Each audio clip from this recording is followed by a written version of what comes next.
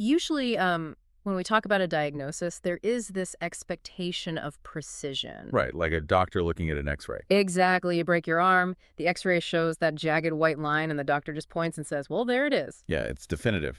But today, we are bringing you into a diagnostic landscape of good and evil that is, honestly, incredibly murky.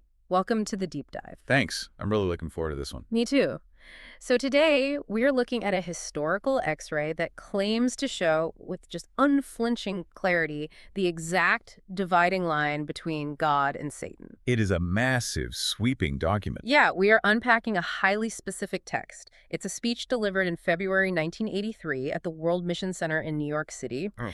It's titled Heaven's Side and Satan's Side, and it was given by Reverend Sun Myung Moon, who is the founder of the Unification Church. And our mission today is really to pull this intricate binary worldview apart just to see how it operates. Because he blends theology and, 1980s Cold War geopolitics together. Exactly. We want to understand how this 1983 theology defines good and evil, how it interprets the global nuclear showdowns of its time, and really how it elevates this concept of unchangeability as the absolute highest human ideal. And before we get into the actual mechanics of this, I do want to set a clear ground rule for us, and really for you listening right now. Yeah, that's crucial here. Our goal today is strictly analytical. We are looking at this text purely as a historical and theological artifact. Right. We are neutrally exploring these ideas exactly as they were presented to that audience in 1983. Yes. We are not endorsing, we're not validating, and we are definitely not taking sides on any of the theological, political, or social viewpoints within it. Setting that baseline is so important because, well, Moon's premise in the speech is entirely uncompromising. He just dives right in, doesn't he? He really does. He bypasses any modern secular hesitation to discuss absolute spiritual forces. He opens by declaring that God and Satan literally exist, and they are locked in a very real, physical, cosmic real estate battle. A real estate battle for the universe. And I love how he breaks this down using this fascinating blend of paradigms. Yeah, he maps Judeo-Christian concepts onto Oriental philosophy. Right. He states the universe is composed of three elements. There is chun, meaning the heavens, chi, meaning the earth, and in, meaning mankind. And in this worldview, both God and Satan share the exact same goal. Yeah. They both want absolute dominion over all three of those elements. Which immediately forces a functional definition of morality. It has to, yeah. If two opposing forces want to control the exact same territory, what makes one good and the other evil? So how does he define it? Well, in Boone's theology, goodness is defined as any force that brings protection, warmth, and love to an entity's original form so it can achieve its intended purpose. Okay. And evil is just whatever obstructs and destroys that original design. He grounds this in some very practical, almost agrarian examples, too. Like the plant and the seed. Exactly. If you think of a plant, its origin is a seed. So goodness is the soil, the moisture, the warmth that protects that seed so it can mature into a fruit-bearing tree. Right. And evil is the sudden frost that swoops in, kills the flower, and ruins the harvest. And he translates that to human interaction as well. Giving someone a hug provides warmth and protection. It reinforces their original form. While striking someone is a shock, it is destructive to their physical and emotional form. So that classifies it as an evil action. Okay, let's unpack this dynamic a bit. It sounds like Moon is defining God as the ultimate protective gardener and Satan as the sudden destructive frost. It's a good way to look at it. But wait, if they are locked in a war for total control, it seems inefficient to fight over the dirt and the plants. Why wouldn't Satan just try to corrupt or possess God directly? Well, Satan's inherent greed means he absolutely would want to possess God if it were possible. But he can't. Right, the theology dictates he cannot. And the reason highlights the fundamental difference between the two entities.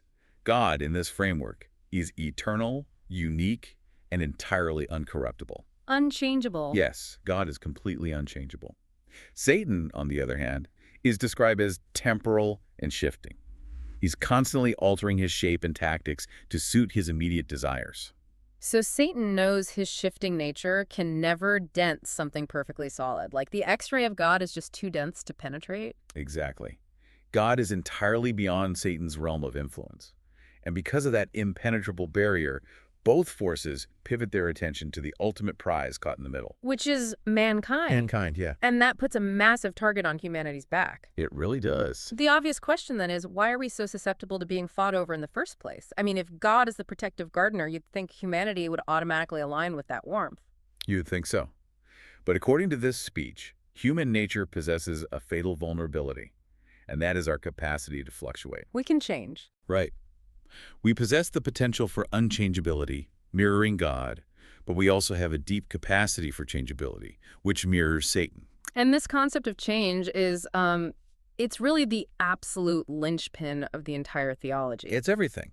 Moon equates God's character to precious materials like gold, diamonds, and pearls. Because they don't change. Exactly. These materials hold immense earthly value precisely because their core state is so difficult to alter.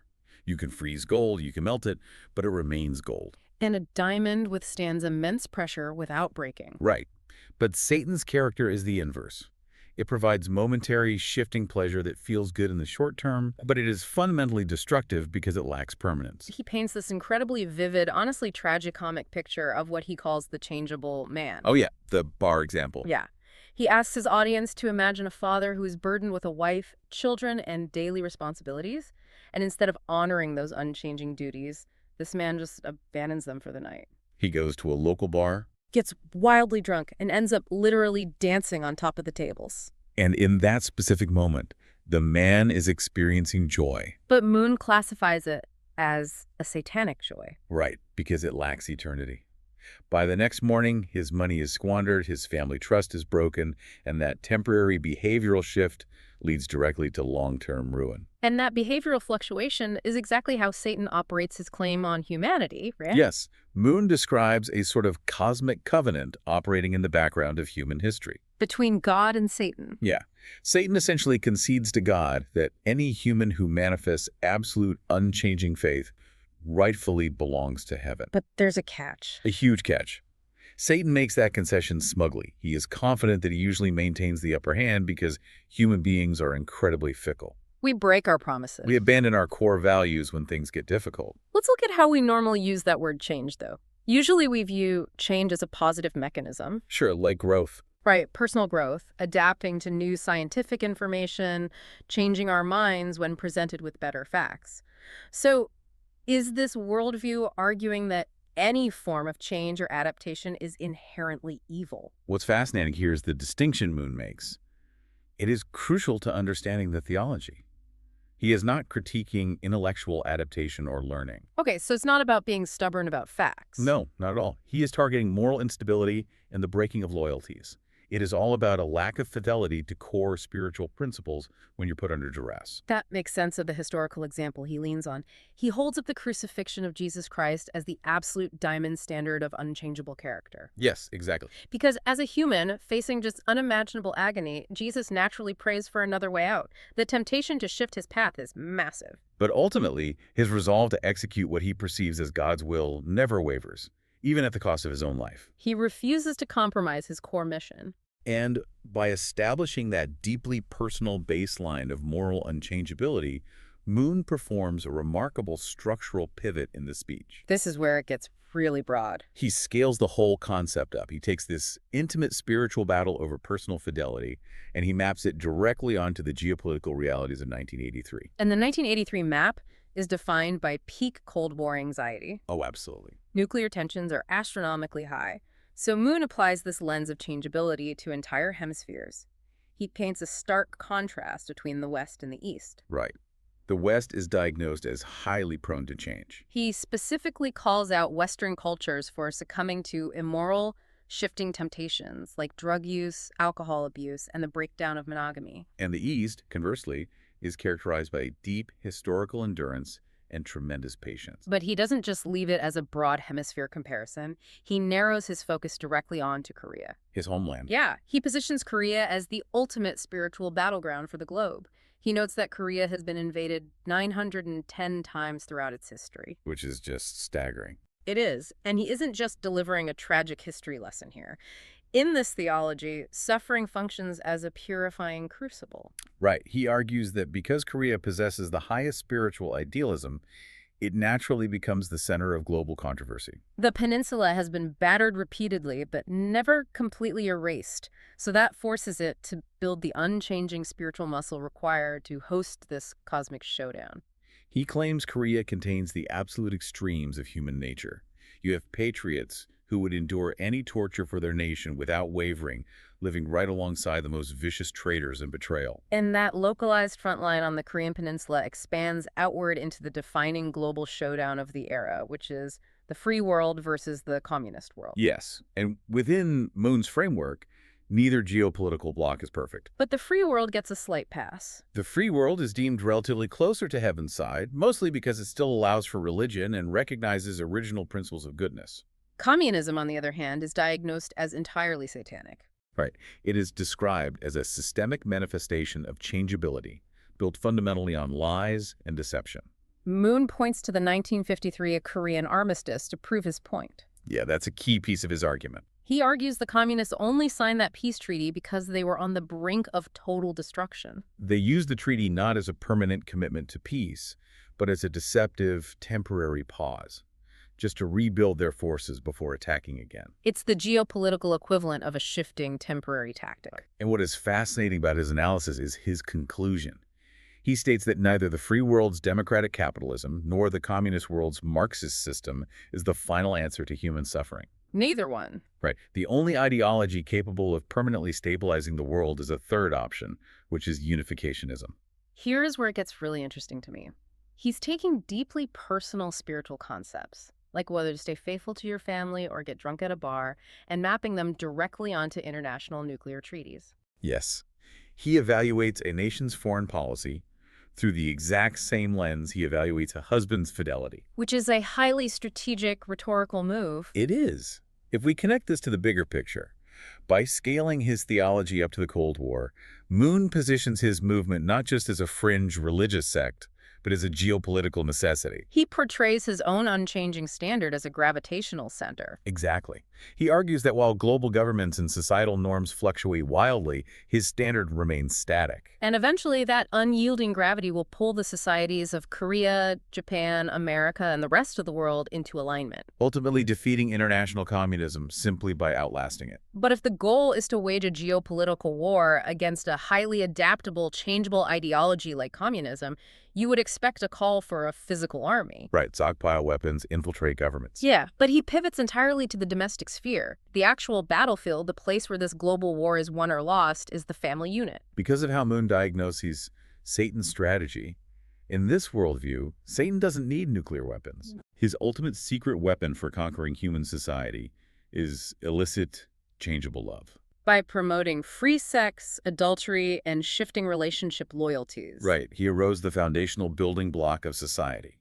If the family collapses, the nation collapses naturally. Therefore, God's counterweapon has to be the exact opposite force, which is unchangeable, eternal, transcendent love. And this logic is the engine behind one of the most visible tactics of the Unification Church. The mass marriages. Their massive international mass marriages.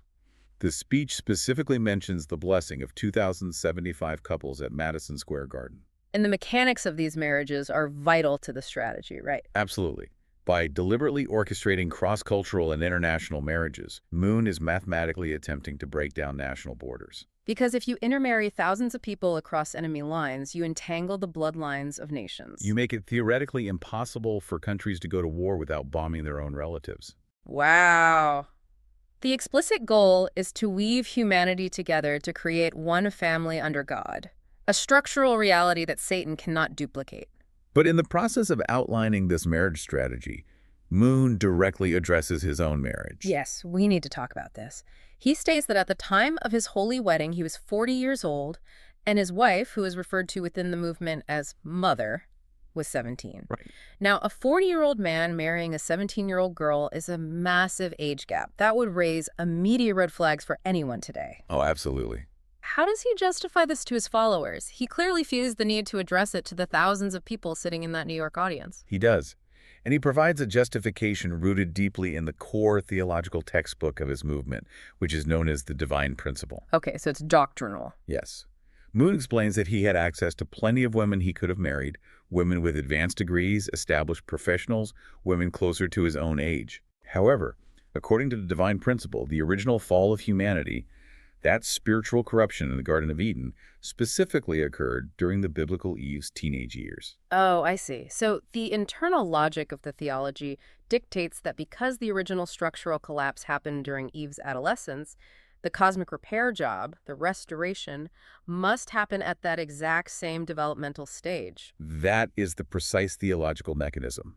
The restoration of Eve mandated a bride under the age of 20. Wow. So Moon frames this not as an exercise of personal power or preference, but as a heavy, unalterable cosmic destiny that he was obligated to fulfill. To create an absolutely unchangeable marriage foundation to anchor the rest of the world. Exactly. And he goes on to praise his wife for carrying the weight of heaven's expectations, despite being so young and inexperienced at the time of the wedding. It is a profound example of how a rigid theology dictates extreme personal reality for a movement's leadership and its followers.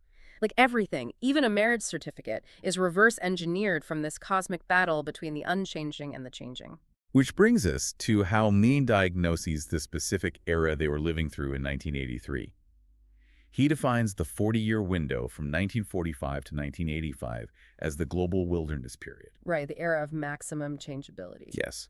Following World War II, the traditional concepts of family, religious authority, and national patriotism were violently eroding. It was a period of maximum social chaos. And to explain how his relatively small church is going to survive this chaotic wilderness period and actually defeat global communism, Moon makes perhaps the most jarring rhetorical pivot in the entire document. It really is wild. He takes this terrifying, abstract, cosmic battle for the universe and compares it to, of all things, the Super Bowl. He leans right into the cultural language of his American audience. He casts the Washington Redskins as the heavenly side and the Miami Dolphins as the satanic side. And he even incorporates numerology into the football stats. Yes. He points out that the Redskins quarterback wore number 7, which represents perfection in his theology. And the running back wore number 44, which is another spiritually significant number for them. And at halftime, the Heavenly Redskins were losing 17-10. Right. He recounts a moment where his wife asked him if they were still going to win despite being down. And he simply replied, "Wait and see." And ultimately, the Redskins won the game. The parallel he is drawing for his followers is direct and literal. He tells the audience that the Unification Church is currently sitting in their own halftime locker room. Because in 1983, the church was facing massive public persecution, lawsuits, and Moon himself was facing government indictments. Exactly. To the outside observer, it looks like Heavenside is losing 17-10. But Moon assures them that because they possess that diamond-like, unchanging character, their victory is mathematically and spiritually guaranteed. I have to say, hearing a deeply theological sermon that deals with eternal damnation, nuclear war, and the fall of humanity suddenly pivot to Washington Redskins stats and halftime scores is a wild tonal shift. It's like comparing the Book of Revelation to Monday Night Football. It sounds absurd at first, but this raises an important question about how leaders communicate. It's an incredibly effective communication tool. Because it's relatable. Exactly. By using American consumer sports, Moon takes an overwhelming existential terror and scales it down to a familiar, manageable narrative. It grounds the cosmic anxiety. It gives his followers a tangible framework to process their societal marginalization. The core message is powerful. Temporary, worldly setbacks, like a halftime deficit or a legal indictment, do not dictate the final score of a cosmic war. Wait and see. That is his ultimate posture of unchangeability. Right. And the ultimate goal of this victory isn't just surviving the wilderness period. The speech actually calls for a literal march on Moscow. But he clarifies the mechanics of this march. They aren't going to storm the Soviet Union with physical armies or artillery. No, he commands his followers to march on Moscow to conquer the communist system using truth and love under God's authority. And following that ideological conquest, he paints a vision of a stabilized heavenly kingdom on earth. It's a fascinating societal model because he acknowledges the need for continued structure. Yeah, he says this utopia will still possess an army and a police force, but their functions will radically change. He compares them to the white and red blood cells in a healthy human body. The military is the white blood cells, and the police are the red blood cells. But without any wars left to fight, he envisions these massive organizations functioning purely as infrastructure builders. The youth in the Heavenly Army would spend their time constructing international highways, bridges, and airports to connect the human family. While simultaneously acting as a global immune system, remaining vigilant just in case any lingering, changeable, satanic infiltration tried to spark a new infection in society. It is an overarching vision of total permanent stability. It really is. So we've gone from the cosmic definitions of good and evil as unchanging versus changing, through the Cold War political lens, down to the theology of international marriages, and finally to the Super Bowl analogy of inevitable victory. And, when you strip away the specific Cold War politics and the deeply unique theology of the Unification Church, there is a core psychological element driving this entire document that resonates universally. What's that? Regardless of one's religious beliefs, Moon is directly addressing a profound human anxiety, which is the terror of chaos. We live in a world that fluctuates constantly, often without warning. Economies collapse overnight, trusted relationships fail, and nations blunder into war. Exactly that. Moon tapped into an agonizing human desire for an anchor. Whether you conceptualize it as a relationship, a guiding principle, or a theological truth, humans crave something that simply will not change when the world turns upside down. We all want the security of a diamond in a landscape made of shifting sand. We want the X-ray to be clean, readable, and definitive. Right. And that leaves us with a fascinating and frankly provocative concept to mull over. Moon argued that Satan always accuses God by pointing out that humans are simply too changeable to be trusted. We always shift our loyalties when the pressure gets high enough. It's a heavy accusation. So think about your own life right now. If your entire existence was put on a cosmic trial today, what is the one principle, the one loyalty, or the one love in your life that you could confidently present as your diamond? What is the one thing about you that is absolutely unchangeable, no matter the pressure, no matter the temptation, and no matter the chaos erupting around you? Answering that honestly requires confronting how much of our lives we build on shifting sand. It really forces a serious inventory of our foundations. Well, we have certainly covered a massive amount of ideological ground today. Thank you for joining us on this deep dive into these historical sources. It's been a great conversation. It has been a complex, eye-opening exploration, and we wish you well until the next time we dive in.